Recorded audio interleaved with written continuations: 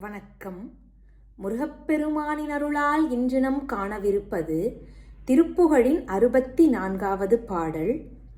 தரிக்கும் களை நெகிழ்க்கும் பரதவிக்கும் கொடிமதனேவள் தகைக்கும் தனி திகைக்கும் சிறு தமிழ்த்தென்றலிடனுடனே நின்றெரிக்கும் பிறை என புண்படும் என புன்கவி சில பாடி இருக்குஞ்சிலர் திருச்செந்திலை உரைத்துயர்த்திட அறியாரோ.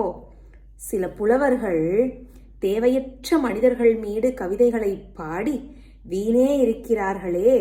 திருச்செந்தூரில் எழுந்தருளிய முருகப்பெருமானே, உன்னை பற்றி பாடி கடைத்தேற அறிய மாட்டார்களோ என்று கேட்கிறார் நம் அருணகிரியார் இந்த பாடல் மூலயமாக. அதைத்தான் நமக்கு இந்த முதல் வரிகள் சுட்டி காமித்திருக்கின்றன.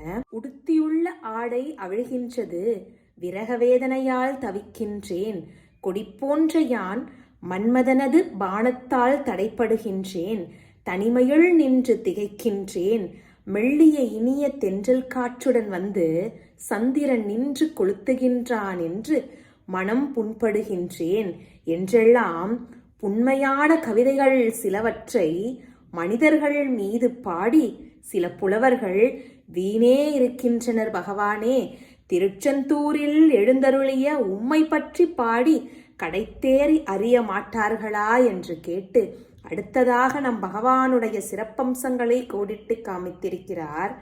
அரைக்கும் சதர் மறைக்கும் பிரமனுக்கும் தெரிவரித்தான அடி, செஞ்சடை முடி கொண்டிடும் அரர்க்கும் புரி தவபார கிரிக்கும்ப நன் முனிக்கும் கிருபை வரிக்கும் குருபர வாழ்வே.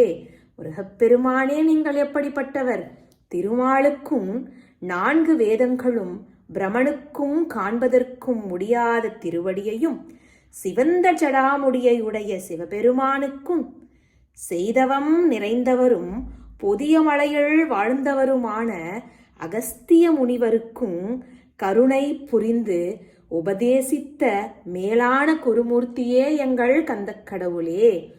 கிளை குந்திரள அரக்கன் கிளை கிடக்கன்றிய பெருமாளே, சுற்றத்தார் சூழ வலிமையுடன் வந்த அரக்கன் சூரன் தன் குலத்தோடு அழியும்படி கோபித்த பெருமாளே எங்கள் முருகப்பெருமானே என்று இந்த வரிகளோடு இந்த பாடலை நிறைவு செய்கிறார். நன்றி.